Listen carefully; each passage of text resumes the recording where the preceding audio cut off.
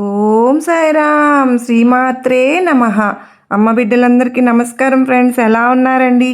ఏం చేస్తున్నారు? అందరూ బాగున్నారు కదూ? మన అమ్మ దయ వలన అందరూ బాగున్నారని, బాగుండాలని మనస్ఫూర్తిగా అమ్మవారిని వేడుకుంటూ, అమ్మవారి కరుణా కటాక్షములు మనందరిపైన నిండుగా మెండుగా ఉండాలి అని మనస్ఫూర్తిగా అమ్మను వేడుకుంటూ, ముందుగా అందరికీ కూడా ఈరోజు అమ్మవారి సందేశం ఏంటి అంటే కనుక, బిడ్డ నీకోసం మంచి సమయం రాబోతుంది, నిన్ను వెతుక్కుంటూ నీ బంధం రాబోతుంది కనుక ఈ మంచి సమయాన్ని అలాగే ఈ మంచి సందేశాన్ని విడిచిపెట్టుకోవద్దు అని అంటున్నారు.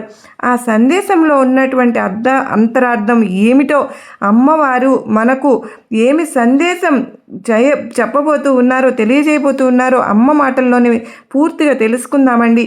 అంతకంటే ముందుగా మన ఛానల్ని ఎవరైతే కనుక కొత్తగా చూస్తూ ఉన్నారో ఛానల్ని ప్లీజ్ అండి తప్పకుండా సబ్స్క్రైబ్ చేసుకుని, వీడియో కనుక మీకు నచ్చినట్లయితే తప్పకుండా లైక్ చేసి సపోర్ట్ చేయడం మాత్రం అస్సలు మర్చిపోవద్దు ఫ్రెండ్స్. అమ్మవారి సందేశం గురించి తెలుసుకుందామా బిడ్డ? నీకు మంచి సమయం అనేది ఆసన్నం కాబోతోంది.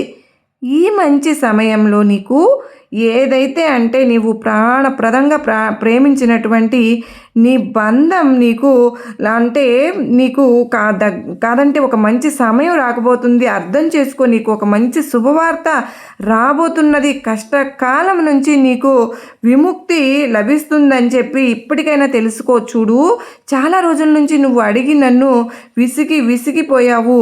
అమ్మా దుర్గమ్మ, నీకు నా మీద కాస్త అయినా సరే దయ కలగడం లేదా? నేను ఎంత బాధపడుతున్నానో చూస్తూ కూడా ఎందుకు నా సమస్యకు పరిష్కారం ఇవ్వడం లేదు తల్లి అని ప్రతిరోజు కూడా నన్ను నువ్వు ప్రశ్నిస్తూ ఉన్నావు కదూ. ఈరోజు నీకు నేను ఒక మంచి సమయాన్ని అయితే అలాగే మంచి శుభవార్తను వినేటటువంటి అవకాశాన్ని ఇవ్వబోతున్నానమ్మా. మరి ఈ అవకాశాన్ని నువ్వు కూడా అందిపుచ్చుకుని నా మాటను కొట్టి పారేయకుండా నేను చెప్పే మాటను ఆలకించు బిడా. నీ సమస్య ఏదైతే ఉందో దానికి తగినటువంటి పరిష్కార మార్గం అయితే ఏమిటో ఈ అమ్మ దుర్గమ్మకి తెలియనిది కాదు, నాకు అన్నీ తెలుసమ్మా. కానీ నీకు మంచి సమయం రావాలి అని నీవు ఎదురు చూసేటటువంటి శుభవార్త చెవులారా నీవు విని ఆనందించాలని, నీవు ఆనందిస్తూ ఉంటే చూస్తూ నేను కూడా ఉండాలని నాకు మాత్రం ఉండదా బిడ్డ? ఎందుకంటే నన్ను నువ్వు నీ తల్లిగాను నన్ను ఎంతగానో ఆదరించి ప్రతి మాట కూడా నువ్వు భావించి నాతో పంచుకుంటూ ప్రతి కష్టాన్ని నాతో చెప్పుకుంటూ ఉన్నటువంటి నీవు సంతోషంగా ఆనందంగా ఉంటే చూడాలని నీ తల్లి దుర్గమ్మకు మాత్రం ఉండదా చెప్పు? అలా ఎందుకు అనుకుంటున్నావమ్మా?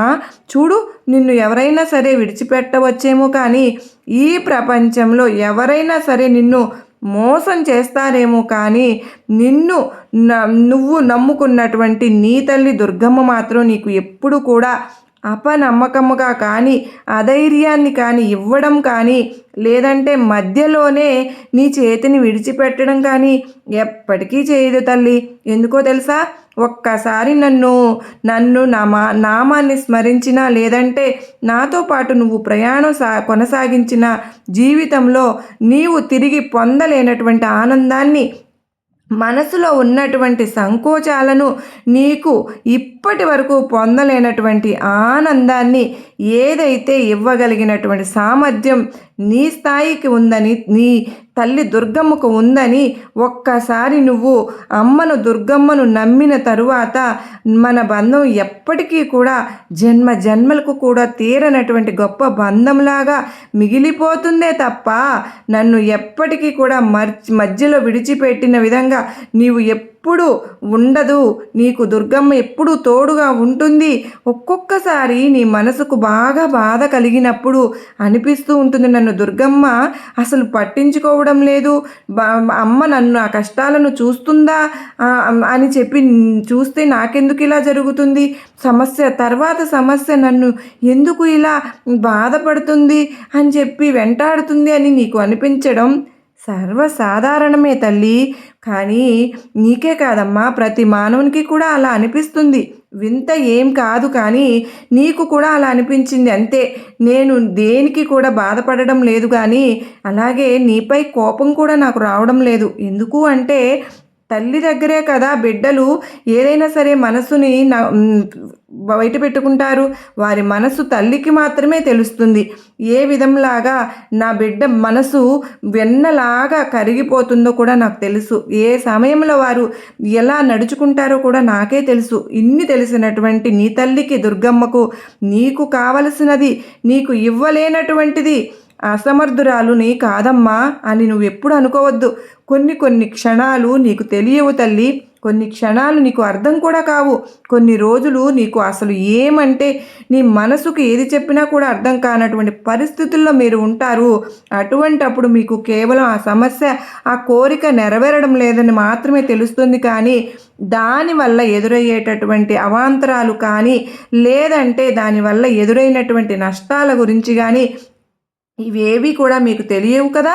కనుక అలా తెలియక ముందు రోజుల్లో ఏం జరుగుతుంది అనేది మీకు తెలియక మీరు అలా అగాధంలో పడిపోయి భగవంతుణ్ణి దూషిస్తూ ఉంటారే తప్ప నిజానికి కావాలని ఎప్పుడూ కూడా మీరు అలా ప్రవర్తించరు. మీకు ఉన్నటువంటి కష్టం మిమ్మల్ని అలా బాధించి మిమ్మల్ని అంధకారంలోకి నెట్టివేసే విధంగా చేస్తుంది. అప్పుడు మీ ప్రవర్తన పూర్తిగా మారిపోతుంది. మీకు దుర్గమ్మపై ఏమాత్రము కూడా అసలు నమ్మకం ఏర్పడదు. కాబట్టి అటువంటి పరిస్థితుల్లో నేను మిమ్మల్ని అర్థం చేసుకోకుండా ఎలా విడిచిపెడతాను చెప్పు? అలా ఎందుకు అనుకుంటున్నారు? చూడండి, మిమ్మల్ని నేను కంటికి రెప్పలా కాపాడుకుంటూ వస్తున్నాను.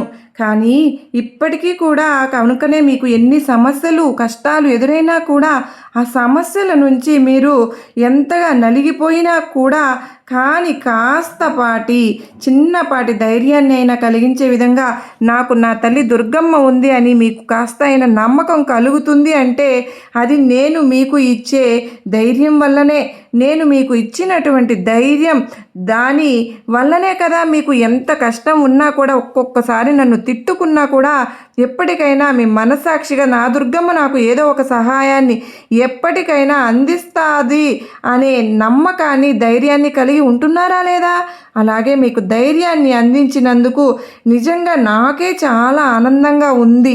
అయితే చూడండి, నన్ను కూడా మీరు అర్థం చేసుకోవాలి.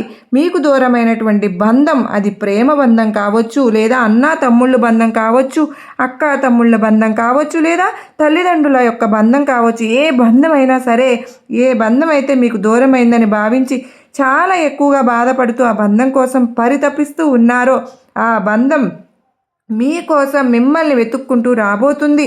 మిమ్మల్ని ప్రేమగా అర్థం చేసుకుని మీకోసం వారే వెతుక్కుంటూ స్వయంగా వారి తప్పును తెలుసుకుని మీ దగ్గరకు రాబోతున్నారు. కనుక ముందుగా ఇంతకు ముందు రోజుల్లో జరిగిపోయినటువంటి విషయాలు ఏది కూడా వారి ముందు ఏమాత్రం ప్రస్తావించకుండా వారిని అర్థం చేసుకుని ముందు జరిగినటువంటి లోటుపాట్లు అన్నీ కూడా ఒక్కసారిగా చక్కగా ప్రస్తావించుకొని ఇక నుండి అలాంటి తప్పులు మీ మధ్య ఎప్పుడు కూడా రాకుండా జాగ్రత్తగా చూసుకోండి.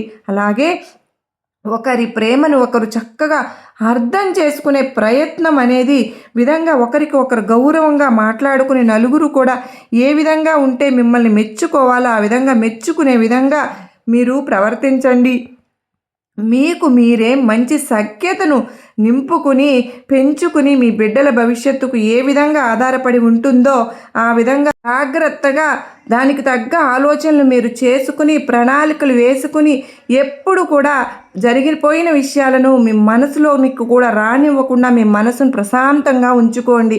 కష్టమైన సమస్య ఏదైనా సరే కానీ మీ కోరిక అయినా సరే ఈ దుర్గమ్మ ఎప్పటికైనా మీకు మంచి మార్గాన్ని మంచి నడవడికను అలాగే మీకోసం ఒక మంచి గమ్యాన్ని ఏర్పరిచి సిద్ధంగా ఉంచుతానని మాత్రం ఎప్పటికీ కూడా మీరు మరచిపోవద్దు. సంతోషంగా ఆనందంగా కాలాన్ని గడపండి. మంచి శుభవార్తలు మీరు వినే విధంగా ఈ దుర్గమ్మ మిమ్మల్ని ఎప్పుడు తప్పకుండా అనుగ్రహిస్తూ ఉంటాను. మీకు నా ఆశీర్వాదములు ఇస్తున్నాను బిడ్డ అని అమ్మవారు దుర్గమ్మ తల్లి అత్యద్భుతమైన సందేశాన్ని అందించారు కదా ఫ్రెండ్స్. ఈ సందేశం మీ అందరికీ నచ్చింది కదూ? నచ్చినట్లయితే మరికొంతమందికి షేర్ చేయండి. శ్రీమాత్రే నమః. సర్వే జనా సుఖినో భవంతు.